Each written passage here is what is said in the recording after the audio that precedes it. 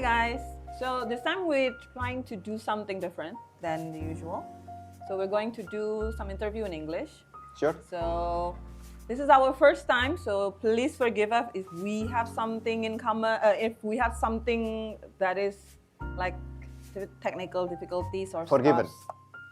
Anyway, so today I am here to interview you, Mr. Steven. Thanks for having me, Miss Nora. I think it's the opposite, supposedly. I Why? am the one who is invited to do the interview. No. We're in this together, right? Okay, thank you. So anyway, my question is going to be something that is your forte. So My it's going to be forte. something that you are used to answering every single day, probably. I'm hopeful Okay. that so I can answer your questions. yes, hopefully, it's not going to be something difficult. Square away. Okay. So anyway, as a businessman, I know that nowadays is a challenging situation with the economic condition of the world, and especially in Indonesia too. So I would ask you, if you were in this kind of economic situation, or something that probably is going to happen that we didn't know, or that we don't know whether it's going to happen or not in the future. So in your opinion as a businessman, what do you think we as fellow businessmen should prepare in this kind of situation? So you're asking me like what kind of steps and what kind of preparations that we should all make as business people Yes, with regards to future economic condition. condition, Yeah. whether that's a positive one or negative one. So in that case, when you said it like that, so I think we need to establish some definition. Yeah. Yes. Because Okay. otherwise, Yeah. we might not be in sync. In the same Yeah. same frame of mindset. Okay. Anyway, well. so in your opinion though, regarding of the whatever the up and coming events in the world, do you Okay. think the business nature, the economic nature of this country, is it going up or going down? In my honest opinion, In your honest opinion and in your experience. my life principle, and similar to the way that I do business too, I have this thing that's called Kecerdasan, or it's translated to "come what may." So the thing is that we cannot control, right? What the global economy, what the economy in Indonesia is going to be look like in the next year or whatever in the future. So we as businessmen, what we can do is basically to prepare our fundamentals, make sure you ready a lot of cash, don't overspend, do not just, waste your money, waste your resources, because you never know. Like crisis could be right there at the corner at any time. So you just won't know it. But when the crisis strikes, at least you have the resources to stay alive or to stay in business until the crisis pass on. Because crisis won't be forever, guys. That's period, right? Crisis won't be forever, but it will be there. Will be tested when the crisis comes. So just be prepared, okay? And just do your day-to-day business with this traditional kind of like conventional approach. Make sure don't waste your resources. Again, do not waste your resources. So if I don't have to buy an airplane, don't buy an airplane. If I don't have to buy a Ferrari, don't buy a Ferrari. Just buy the necessities. And also invest the necessities. Look, if you need like a warehouse, go buy it. No problem there. But if you don't need a warehouse, if your warehouse is currently big enough, okay, for the next 5 years lah, at least, you gotta prepare some timeline, right? Then why look to go and buy another warehouse or move to like a more exclusive or more costly area if you don't have to? So I think the point is that just be prepared, because I've gone through 2 crises, one in the US and one here in Indonesia. The one in the US is 2008. Lehman Brothers, is it? Yes, The Lehman the Brothers. subprime mortgage crisis. The subprime mortgage Yes, crisis. I almost lost my job there. But again, at the time, I wasn't a business owner. I was an employee. So we kind of like buckled down because the news was going on like somebody's gonna get cut, or who's gonna get cut. So we just kind of like we're down. It's like, oh, I hope it's not gonna be me. It's not gonna be me. So it's kind of scary, but it's different if you're coming from an employee perspective, and if you're coming from a business owner perspective, it's totally different. During the pandemic, I was a business owner, right?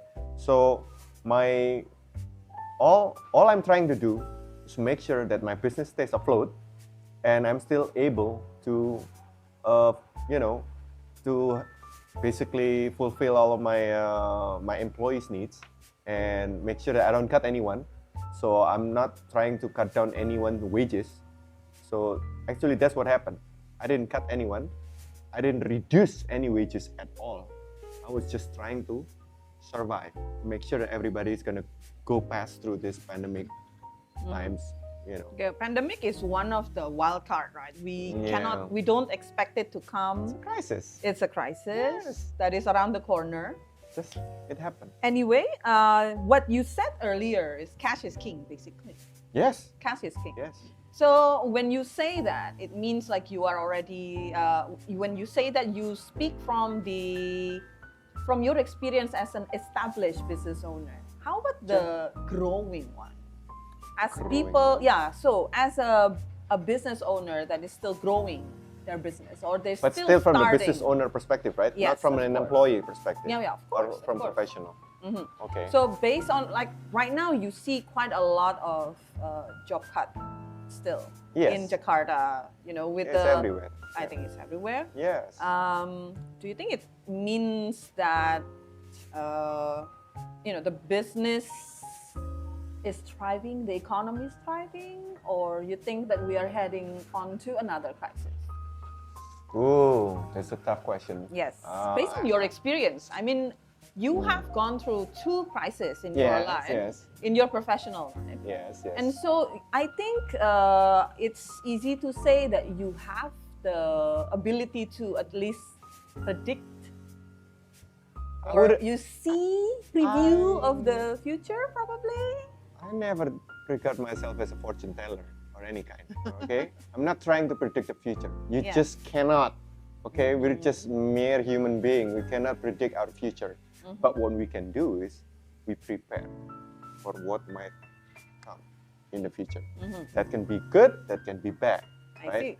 So I would still say the same advice. Basically, just be wary with what you have right now and don't overspend things. Cash is always king, even during crisis or not crisis. So for those growing business owners, right? Actually, my business was growing during the pandemic time, so it wasn't as big as now. We didn't have any branch office. Now we have 5 branch office. So of course now we grew more than during the pandemic crisis. But the lesson again is that just be conservative and don't try to get a shortcut. And for some opportunists out there, like me, myself, I look at crisis time. There is a time where you can actually come on top ahead of your competitors, because I have this thinking that, look, during this crisis, if I can manage to survive this crisis and even grow, my competitors will fall behind. So it's just a matter of who's gonna come ahead during this crisis, because the crisis, of course, is like a barrier, right? Somebody's gonna fall down. Somebody might be overspending. Somebody might not be making a good decision. They might be losing good employees. They might upsetting some good team members. And I wasn't trying to do any of those stuff. I knew my asset, my business asset, is actually my employees, not the company. So I was trying to keep the team intact.